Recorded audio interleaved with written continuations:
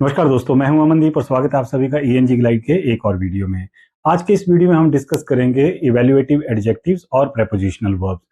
ये दोनों ही जो टॉपिक्स हैं ये आपके एईसी के फोर्थ सेमेस्टर के सिलेबस में एज सच प्रिस्क्राइब्ड नहीं है, लेकिन जो आपकी ईएपी वाली बुक है उसमें इन दोनों ही टॉपिक्स के बारे में जिक्र है। जो यूनिट्स आपके 3 यूनिट्स आपके सिलेबस में प्रिस्क्राइब्ड हैं उनमें इनके बारे में बात की गई है। कौन कौन से यूनिट के अंदर इसके बारे में बात की गई है उसके बारे में जो मैंने सिलेबस वाला वीडियो बनाया था कि कैसे तैयारी करें, उसमें मैंने इसमें डिटेल में उस चीज़ को डिस्क्राइब किया था। अगर आपने वो अभी तक वीडियो नहीं देखा है तो आप उसको चैनल पर एक्सप्लोर कर सकते हैं और उसका लिंक भी आपको नीचे डिस्क्रिप्शन में मिल जाएगा। तो आप उसे वहां जाकर देख सकते हैं कि किस तरीके से इसको प्रिस्क्राइब किया गया है। इवैल्यूएटिव एडजेक्टिव्स क्या होते हैं और प्रेपोजिशनल वर्ब्स क्या होती हैं। एडजेक्टिव्स के बारे में आप बहुत छोटी क्लासेस से पढ़ते आए हैं, प्रेपोजिशंस के बारे में और वर्ब्स के बारे में भी आप बहुत छोटी क्लासेस से पढ़ते आए हैं। लेकिन उसका यहाँ जब हम एसेज लिखते हैं या डिस्क्रिप्टिव राइटिंग होती है या कोई आर्गुमेंटेटिव एसेज जब हम लिखते हैं या एकेडमिक राइटिंग्स में उसका क्या प्रयोजन है, उसका क्या यूज है, इन सबको समझाने के लिए समझने के लिए ही आपके सिलेबस में इसको प्रिस्क्राइब किया गया है। तो क्या ये चीज़ है और आपसे फाइनल एग्जाम में इन दोनों टॉपिक से रिलेटेड कौन कौन से क्वेश्चन पूछे जा सकते हैं, ये सब जानने के लिए चलिए शुरू करते हैं हम आज की ग्लाइडिंग। इवैल्यूएटिव एडजेक्टिव्स को समझने से पहले हमें ये पता होना चाहिए कि एडजेक्टिव्स क्या होते हैं। एडजेक्टिव्स बेसिकली डिस्क्राइबिंग वर्ड्स हैं, जैसा कि छोटी क्लासेस में पढ़ाया जाता है। एडजेक्टिव्स क्या होते हैं? डिस्क्राइबिंग वर्ड्स होते हैं। जैसे नाउन क्या होते हैं और प्रोनाउन क्या होते हैं, उसी तरीके से एडजेक्टिव्स क्या होते हैं। एडजेक्टिव्स डिस्क्राइबिंग वर्ड्स होते हैं जो कि किसी नाउन या प्रोनाउन को के बारे में हमें एडिशनल डिटेल प्रोवाइड कर सकते हैं। ये डिटेल किसी भी तरीके से हो सकती है। उस नाउन की जो क्वालिटी है वो हो सकती है, कोई नंबर हो सकता है, साइज हो सकता है, कलर हो सकता है, कोई भी चीज हो सकती है। जैसे कि एग्जाम्पल के थ्रू समझते हैं कि जैसे कोई हॉल है, हॉल एक नाउन है तो हमने बोला big hall, small hall, right. इसी तरीके से 8 रन्स, 10 रन्स। इसी तरीके से स्मॉल ट्री, ट्री की क्वालिटी बताई गई है कि वो स्मॉल है। इसी तरीके से ड्रेस की क्वालिटी बताई गई है कि वो रेड है। रन्स कितने हैं? 8 हैं। हॉल कैसा है? बिग है। तो ये जितने भी वर्ड्स हैं, बिग, 8, स्मॉल और रेड, ये बेसिकली डिस्क्राइब कर रहे हैं, एडिशनल डिटेल बता रहे हैं हमें नाउन के बारे में। और नाउन क्या है यहाँ पे? ड्रेस है, ट्री है, रन्स है या हॉल है। तो इन्हें हम एडजेक्टिव्स कहते हैं। लेकिन हमारा जो टॉपिक है यहाँ पर वो है इवैल्यूएटिव एडजेक्टिव्स। तो इसका मतलब है कि एडजेक्टिव्स तो यूज हो रहे हैं, ये बात तो सर्टेन है कि एडजेक्टिव्स का यूज हो रहा है, लेकिन किस तरीके से एडजेक्टिव्स का यूज हो रहा है ये समझने की जरूरत है। तो इवैल्यूएटिव एडजेक्टिव्स वो होते हैं जब हम किसी एडजेक्टिव का यूज करते हैं, जानबूझकर हम किसी एडजेक्टिव का यूज करते हैं, तो हम कुछ ना कुछ जो है वो अपनी जजमेंट प्रोवाइड करते हैं या हम अपनी कोई ओपिनियन देते हैं। क्योंकि हम किसी भी ऑब्जेक्ट को, किसी नाउन को पहले हम क्या करते हैं? उसको इवैल्यूएट करते हैं। इवैल्यूएट करने के बाद हम उसके बारे में एक ओपिनियन देते हैं, जजमेंट देते हैं कि कोई चीज़ बड़ी है या छोटी है, या कोई चीज़ कितनी ऊपर है या कोई चीज़ कितनी नीचे है। ये जो चीज़ें हैं, ये हमारी ओपिनियन हो सकती है, हमारी जजमेंट हो सकती है या कोई फैक्ट हो सकता है। हो सकता है कि ये बात बिल्कुल सही हो। तो ये जो जजमेंट या ओपिनियन है, बेसिकली ये हमारी इवैल्यूएशन है। तो जब भी हम कोई एडजेक्टिव यूज़ करेंगे, तो एडजेक्टिव इस तरीके से यूज़ किया जाएगा कि वो हमारी जजमेंट को, हमारी इवैल्यूएशन को बताता है ना। ये हमें ये बता सकता है इसमें कि whether the writer thinks something is good और बैड, कि क्या कोई चीज सही है या गलत है, जो इवैल्यूएशन रहेगी, है ना। हम कोई बड़ा पैराग्राफ पढ़ रहे हैं या हम कोई एस्से पढ़ रहे हैं, उसमें हम राइटर का व्यू पॉइंट देखना चाहते हैं कि वो किसी चीज के बारे में क्या सोचता है, तो हमें उसके एडजेक्टिव्स की तरफ जो है वो फोकस करना पड़ेगा। हमें देखना पड़ेगा कि वो एडजेक्टिव्स के थ्रू क्या जजमेंट पास कर रहा है, उसकी ओपिनियन क्या है, क्या वो गुड बता रहा है, बैड बता रहा है, इफेक्टिव है या इनइफेक्टिव है, सीरियस है या माइनर है या नॉन सीरियस है, एक्सेप्टेबल है या अनएक्सेप्टेबल है। तो यहां से इस तरीके से जब कोई जजमेंट किसी एडजेक्टिव के थ्रू प्रोवाइड की जाती है, जो ओपिनियन हो सकती है, जजमेंट हो सकती है, ये बेसिकली इवैल्यूएशन होती है लिखने वाले की। तो जब भी कोई डिस्क्रिप्टिव पैराग्राफ लिखा जाता है या इवैल्यूएटिव पैराग्राफ लिखा जाता है या कोई और फंक्शनल पैराग्राफ लिखा जाता है, तो उसमें एकेडमिक राइटिंग में हम कह सकते हैं कि एकेडमिक राइटिंग्स में या एकेडमिक आर्ग्यूमेंट बिल्ड करते वक्त हमें बहुत ही सिलेक्टिव होना पड़ता है in the choice of adjectives. तो ज्यादातर यूज इसका जो है वो एकेडमिक राइटिंग में किया जाता है। It helps the writer strengthen और सॉफ्टन अ क्लेम। तो किसी चीज अगर आप कोई बात कहना चाहते हैं, अगर आप उसे बड़े बड़े पक्के इरादे के साथ कहना चाहते हैं कि लोग आपकी बात से सहमत हो जाएं, तो आप उसके लिए एडजेक्टिव यूज करते हैं, इवैल्यूएटिव एडजेक्टिव यूज करेंगे। अगर आप उसके साथ कोई सॉफ्ट सा कॉर्नर रखना चाहते हैं कि नहीं, आप अपनी पूरी जजमेंट नहीं पास करना चाहते, तो आपकी चॉइस ऑफ वर्ड जो है वो उसके हिसाब से रहेगी। है ना, not neutral but influence the readers thinking. कोई भी सेंटेंस है वो बिल्कुल न्यूट्रल हो सकता है, आगे एग्जांपल्स के थ्रू भी इसको समझने की कोशिश करेंगे। कोई भी जो सेंटेंस है वो न्यूट्रल हो सकता है, लेकिन कैसे अगर हम उसमें एक इवेल्युएटिव एडजेक्टिव यूज करेंगे तो कैसे उसका मीनिंग जो है वो एक मीनिंग को स्ट्रेंथ कर सकता है या मीनिंग के क्लेम को जो है वो कम कर सकता है। तो एडजेक्टिव्स की बात करें, इवैल्यूएटिव एडजेक्टिव्स की, तो वो पॉजिटिव और नेगेटिव सेंस दोनों में यूज किए जाते हैं। जो एडजेक्टिव्स किसी भी आर्ग्यूमेंट या किसी भी पॉलिसी या किसी भी आइडिया या किसी भी आर्ग्यूमेंट की फेवर में उसको पॉजिटिव तरीके से उसको सपोर्ट करने के लिए यूज किए जाते हैं, उन्हें हम पॉजिटिव एडजेक्टिव्स कहते हैं। जैसे कि कोई चीज बहुत इफेक्टिव है तो इसका मतलब हम उसकी पॉजिटिविटी की बात कर रहे हैं, कोई बहुत सक्सेसफुल है इसका मतलब हम उसकी पॉजिटिविटी की बात कर रहे हैं, हम उस आइडिया को, उस आर्ग्यूमेंट को या उस पॉलिसी को हम सपोर्ट कर रहे हैं, कोई चीज बेनिफिशियल हम कहते हैं या अप्रोप्रिएट कहते हैं, सिग्निफिकेंट कहते हैं। ये सारी टर्मिनोलॉजी या ये सारे हैं तो सारे एडजेक्टिव, लेकिन ये इवैल्यूएटिव एडजेक्टिव्स हैं। इवैल्यूएटिव एडजेक्टिव्स का मतलब ये हमारी इवैल्यूएशन है, हमारी जजमेंट है इस चीज के बारे में, और क्योंकि ये पॉजिटिव सेंस में काम कर रही है, एक सपोर्ट के रूप में काम कर रही है, तो इसीलिए हम इसे पॉजिटिव इवैल्यूएटिव एडजेक्टिव्स कह सकते हैं। इसी तरीके से कुछ एक एडजेक्टिव्स नेगेटिव एडजेक्टिव्स भी होते हैं, जो कि बेसिकली क्रिटिसाइज करने के लिए, किसी आर्गुमेंट को क्रिटिसाइज, उसके साथ आप सहमत नहीं है, आपकी इवैल्यूएशन ये है, आपकी जजमेंट ये है, आपका आइडिया ये है कि ये चीज अच्छी नहीं है, तो आप उसके लिए इनइफेक्टिव वर्ड यूज करते हैं, हार्मफुल हो सकता है, कॉस्टली है, अनफेयर है, इनएडिक्वेट है।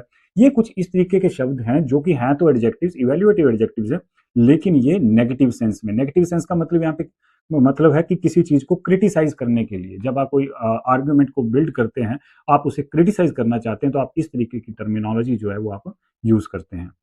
इसके बाद है कुछ एडजेक्टिव स्ट्रांग होते हैं और कुछ एडजेक्टिव जो है वो वीक होते हैं। स्ट्रांग एडजेक्टिव का मतलब है कि जब आप कोई बात कह रहे हैं, कोई आर्ग्यूमेंट आप बिल्ड कर रहे हैं, किसी किसी चीज की फेवर में आप बोल रहे हैं और आप उसको बहुत क्लियरली बताना चाहते हैं कि आपका क्या उसके ऊपर स्टैंड है, तो आप ऐसे वर्ड्स यूज करते हैं। It is very dangerous, extreme, unacceptable, serious, severe. ये ऐसे वर्ड्स हैं जिससे हमें पता चलता है कि जो आर्ग्यूमेंट जिसका है आर्ग्यूमेंट, वो आर्ग्यूमेंट बहुत ही स्ट्रांग है। लेकिन कई बार क्या होता है कि राइटर बहुत कॉशियस होता है, तो वो कॉशियस एडजेक्टिव्स का यूज करता है। कॉशियस लैंग्वेज क्या होती है या कॉशियस टर्मिनोलॉजी क्या होती है, वो आने वाले वीडियोस में आपको उसके बारे में डिटेल में बात की जाएगी, क्योंकि वो भी आपके सिलेबस का पार्ट है।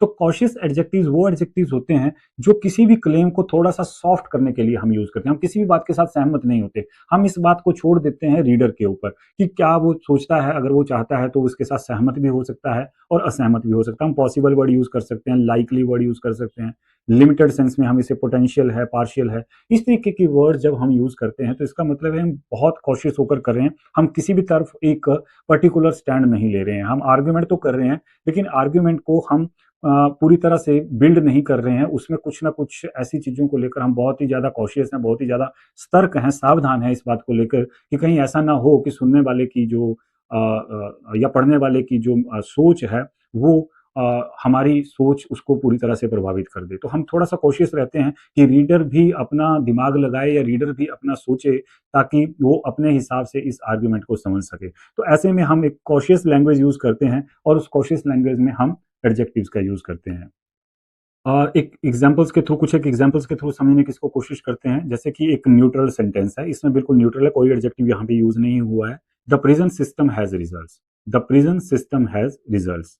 अब ये प्रिजन सिस्टम के रिजल्ट्स होते हैं। आपने ये एक न्यूट्रल सेंटेंस है, ना तो इसमें पॉजिटिविटी है, ना नेगेटिविटी है, ना कॉशियस लैंग्वेज है, ना स्ट्रांग है, कुछ भी नहीं है। लेकिन अगर आप इसको इवैल्यूएटिव वर्जन इसका देखें कि इवैल्यूएटिव एडजेक्टिव्स अगर हम इसमें यूज करते हैं, तो मान लीजिए हमने लिमिटेड कर दिया, the prison system has limited result, तो इसका मतलब है हम जो आर्गुमेंट बिल्ड कर रहे हैं कि प्रिजन सिस्टम जो है, जेलों का जो सिस्टम है, उसके कोई ज्यादा फायदे नहीं निकलते। लिमिटेड का मतलब, इसका मतलब आर्गुमेंट क्या हम बिल्ड कर रहे हैं कि उसके कोई ज्यादा फायदे होते नहीं है, उसका कोई ज्यादा फायदा है नहीं। दूसरी तरफ अगर हमने ये यूज कर दिया था prison system has is ineffective, अब देखिए इज इनइफेक्टिव, तो हमने बिल्कुल क्लियर स्टैंड ले लिया है यहाँ पर कि प्रिजन सिस्टम जो है वो पूरी तरह से इनइफेक्टिव है, इसको रखने का कोई मतलब नहीं है, जेलों की सजा होनी नहीं चाहिए। यहाँ हम कह रहे हैं कि हाँ, ये जो लैंग्वेज है ये एक कॉशियस लैंग्वेज है, लिमिटेड रिजल्ट मतलब है भी लेकिन कम है। दूसरी तरफ हम पूरी तरह से कह देते हैं कि ये जो प्रिजन सिस्टम है ये पूरी तरह से एक बिगेस्ट फेलियर है, तो हम कह देंगे कि ये पूरी तरह से इनइफेक्टिव है। एक और एग्जांपल के थ्रू इसको समझते हैं। जैसे एक न्यूट्रल सेंटेंस है, द इंटरनेट कनेक्ट्स पीपल। देखो बिल्कुल न्यूट्रल सेंटेंस है, इंटरनेट कनेक्ट्स पीपल, इंटरनेट लोगों को जोड़ता है। दूसरी तरफ उसी के लिए जब हम आर्गुमेंट बिल्ड कर रहे हैं तो हम इस तरीके से लिखते हैं the internet is a powerful tool. इसका मतलब हम पूरी तरह से इस बात पे सहमत हैं कि इंटरनेट एक बहुत जबरदस्त चीज है। हम आर्गुमेंट को इस तरीके से, है ना, स्ट्रॉन्ग आर्गुमेंट हम पूरी तरह से बिल्ड करें। पेपर में आपको एग्जाम में आ सकता है स्ट्रॉन्ग आर्गुमेंट और वीक आर्गुमेंट के बारे में ढूंढने के लिए, जिसको हम कॉशियस लैंग्वेज में आगे फिर से पढ़ेंगे, और उसके लिए हो सकता है कि आपको एक नया वीडियो भी मिले। The internet is a dangerous space. अब देखिए, द इंटरनेट को पूरी तरह से इंटरनेट कनेक्ट तो करता है, लेकिन साथ ही यहाँ पे स्टैंड क्या है, आर्गुमेंट क्या है यहाँ पे, है ना, जो आर्गुमेंट इवेल्युएशन क्या है, वो है डेंजरस स्पेस। इंटरनेट बहुत खतरनाक चीज है भाई। तो इसका मतलब है कि ये आर्गुमेंट बिल्ड करने की कोशिश की गई है कि इंटरनेट एक बहुत खतरनाक जगह है या खतरनाक स्पेस है। The internet is a useful resource. देखिए, अभी यहाँ पे ये जो पावरफुल टूल है ये बिल्कुल स्ट्रॉन्ग आर्गुमेंट को बिल्ड करता है। डेंजरस स्पेस ये भी स्ट्रॉन्ग आर्गुमेंट को बिल्ड कर रहा है। यूजफुल रिसोर्स ये भी स्ट्रॉन्ग आर्गुमेंट को बिल्ड कर रहा है। यहाँ कहीं भी हमें वीक जो एडजेक्टिव्स हैं वो देखने को नहीं मिल रहे हैं। तीनों ही एडजेक्टिव जो यहाँ पर, या जो तीनों ही इवेल्युएटिव बातें जो की गई हैं, वो स्ट्रॉन्ग आर्गुमेंट की तरफ लेकर जा रही हैं। ऐसे ही एक और सेंटेंस में देखते हैं, a murder took place in the town. एक मर्डर हुआ है भाई टाउन में, ये तो बात बता दी, सिंपल बात बता दी। अब अगर इसी आर्गुमेंट को बहुत स्ट्रांगली बताना है, अब brutal murder took place in the town, brutal बड़ा खतरनाक हुआ है। अब राइटर का स्टैंड यहाँ आर्गुमेंट क्या है, ये सिंपल मर्डर नहीं है भाई, ये ब्रूटल मर्डर है, बहुत खतरनाक है, शॉकिंग मर्डर या कोल्ड ब्लडेड मर्डर। अब देखो, लगा यहाँ पे एडजेक्टिव है, सिंपल एडजेक्टिव लगा है, लेकिन ये एडजेक्टिव बोलने वाले की जो इवेल्युएशन है उसके बारे में, जो जजमेंट है उसके बारे में, कि वो इस मर्डर के बारे में क्या सोचता है, वो उसको ब्रूटल मानता है, वो उसको शॉकिंग मानता है, या उसको कोल्ड ब्लडेड मानता है, ये वो क्या सोचता है उसके बारे में, यहां से हमें उसके आर्गुमेंट का पता चल रहा है। तो किसी भी आर्ग्यूमेंटेटिव एसे में, किसी भी टेक्स्ट में जो आर्गुमेंट बिल्ड किया जाता है, अगर हमें उसे आर्गुमेंट को स्ट्रॉन्ग रखना है, अपने आर्गुमेंट को स्ट्रॉन्ग रखना है, तो हमें इवेल्युएटिव एडजेक्टिव्स की जरूरत पड़ेगी, और वो इवेल्युएटिव एडजेक्टिव्स भी हमारे स्ट्रॉन्ग एडजेक्टिव्स होने चाहिए। हम कॉशियस लैंग्वेज वहां नहीं यूज करेंगे। एक और सेंटेंस के थ्रू समझते हैं, the project is making progress. अब प्रोजेक्ट जो है वो प्रोग्रेस कर रहा है, चल रहा है प्रोजेक्ट, है ना। आगे लिख दिया, the project is making study progress. तो ये चल रहा है, स्टडी एक कांस्टेंट, उसमें जो प्रोग्रेस है वो हमें देखने को मिल रही है, ना ज्यादा है ना कम है। तो ये एक कॉशियस लैंग्वेज है, ये जो लैंग्वेज यहाँ पे यूज की है ये कॉशियस लैंग्वेज। इसी तरीके से the project is making slow progress, ये भाई स्ट्रॉन्ग स्टैंड है, बिल्कुल क्लैरिटी है मुझे कि भाई ये स्लो चल रहा है, ये बहुत जल्दी खत्म होने वाला नहीं है, ये कांस्टेंट नहीं चल रहा है। या the project is making remarkable progress, बहुत जबरदस्त तरीके से चल रहा है, जल्दी खत्म हो जाएगा, रिमार्केबल प्रोग्रेस है उसमें। तो यहां से ये सेकंड और थर्ड सेंटेंस में हमें स्ट्रॉन्ग आर्गुमेंट देखने को मिल रहा है, लेकिन जो फर्स्ट सेंटेंस है, the project is making study progress, अब ये भाई स्टडी का मतलब है ना एक कांस्टेंट चल रही है, ये कांस्टेंट कितनी है, स्पीड वाली कांस्टेंट है या स्लो वाली कांस्टेंट है, इसके बारे में कोई क्लैरिटी नहीं है। तो यहाँ इसको, इसीलिए राइटर ने इस आर्गुमेंट को इस तरीके से बिल्ड करा है कि कॉशियस है, जो भी रीडर समझना चाहे वो उसे अपने तरीके से समझ सकता है। तो इवैल्यूएटिव एडजेक्टिव से रिलेटेड जो आपसे यूनिवर्सिटी क्वेश्चंस पूछे जा सकते हैं, आपसे एग्जाम में जो क्वेश्चंस पूछे जा सकते हैं वो किस तरीके के हो सकते हैं, ये भी समझना बहुत जरूरी है। हालांकि मैंने जो सिलेबस वाला वीडियो था उसमें इसके बारे में बात करी थी। तो जो इवैल्यूएटिव एडजेक्टिव से रिलेटेड आपसे क्वेश्चन पूछा जा सकता है, पहला तो आपसे डेफिनेशन ही पूछी जा सकती है कि what are evaluative adjectives, give examples. Simple question आ सकता है, 1 नंबर का या 5 नंबर का, डिटेल के लिए भी आ सकता है।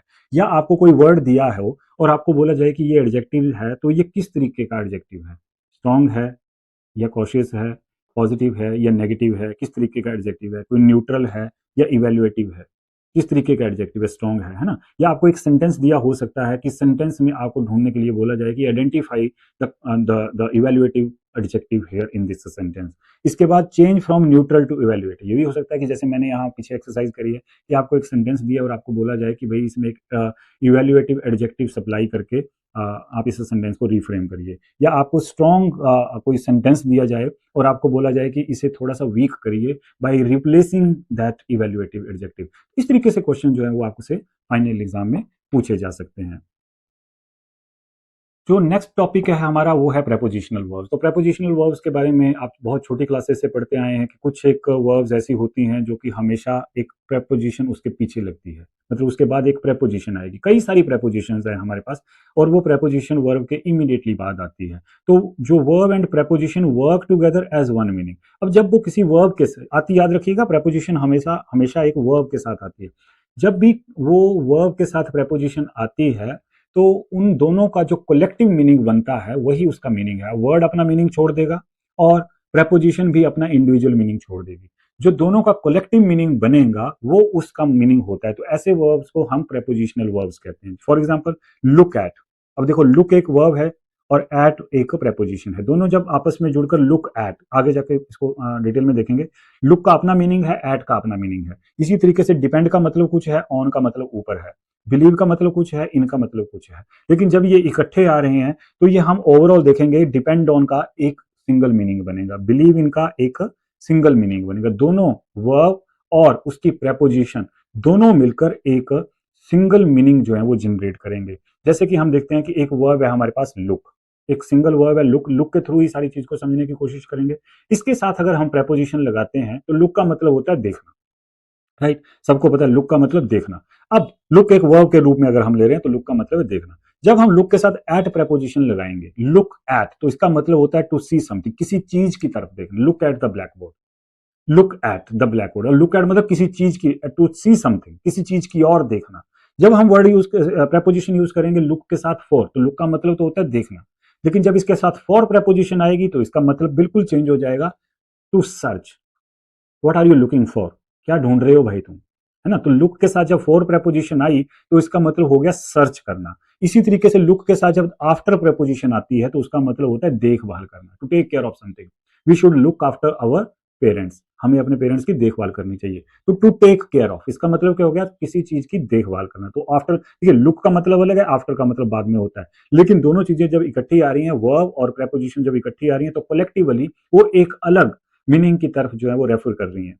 इसी तरीके से लुक इनटू, लुक इनटू का मतलब होता है टू इन्वेस्टिगेट, किसी चीज को बहुत छानबीन करना, look into the matter, please look into the matter, इसका मतलब है कि भाई इसे ध्यान से देखिए, समझिए, पढ़िए और इन्वेस्टिगेट करिए, राइट। लुक अप का मतलब होता है to search for something information, sorry not something but to search for, look up for some advertisement, है ना, look up for advertisement on a particular topic in today's newspaper. तो इस तरीके से जब भी कोई प्रेपोजिशन किसी वर्ड के साथ आती है, चाहे वो, है ना, अलग अलग वर्ड्स के साथ अलग अलग प्रेपोजिशन जुड़ेंगी, बहुत सारी प्रेपोजिशन हैं, चार पांच मैंने यहाँ लिखी हैं, इसके अलावा भी बहुत सारी प्रेपोजिशन हैं जो वर्ड्स के साथ जुड़कर उनके मीनिंग को पूरी तरह से चेंज कर देती हैं, डिफरेंट कर देती हैं। बल्कि एक ही वर्ड के साथ जब अलग अलग प्रेपोजिशन जुड़ती हैं तो वो उसके मीनिंग को चेंज कर देती हैं। ऐसे ही एक ही प्रेपोजिशन जब अलग अलग वर्ब्स के साथ जुड़ती है तो वो उनके मीनिंग को भी चेंज कर देती है। तो प्रेपोजिशनल वर्ब्स के बारे में जो आपसे यूनिवर्सिटी में क्वेश्चंस पूछे जा सकते हैं वो कुछ इस तरह के हो सकते हैं। पहला आपको गैप फिल एक्सरसाइज आ सकता है, fill in the blanks.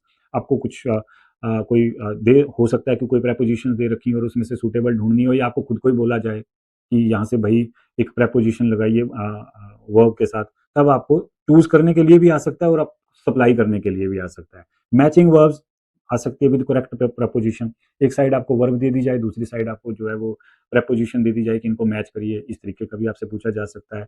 Sentence correction वाला टास्क भी आपसे आपको दिया जा सकता है कि एक सेंटेंस दे दिया और आपको बोला जाए कि इसमें जो वर्ब है उसके साथ जो प्रपोजिशन आई है उसको करेक्ट करके लिखिए कि वो करेक्ट है या नहीं है। इसके बाद academic writing practice using prepositional verbs correctly, ये भी हो सकता है कि आपको एक 5 मार्क्स का क्वेश्चन ही सीधा आ जाए कि आपको एक पैराग्राफ दिया जाए और आपको बोला जाए कि इसके जो इसमें या आपको कोई टॉपिक दे दिया जाए कि इसमें प्रपोजिशनल वर्ब्स यूज करिए। तो इस तरीके की किसी भी तरह की एक्सरसाइज आपसे करवाई जा सकती है फाइनल एग्जाम में। अगर तो क्वेश्चन आपका 1 मार्क का आता है या 2 मार्क्स का आता है तो आपसे इस तरीके से कुछ पूछा जा सकता है। लेकिन सेंटेंस करेक्शन का टास्क आपको 5 को लगातार 5 भी दिए जा सकते हैं 5 मार्क्स के लिए, या आपको कोई पैराग्राफ दिया जा सकता है उसमें आपको बोला जा सकता है कि सही प्रपोजिशंस लगाइए, तब आपका वो 5 मार्क्स का भी क्वेश्चन में वहाँ पे बन जाता है। तो आपको उस तरीके की प्रैक्टिस भी साथ में करनी है।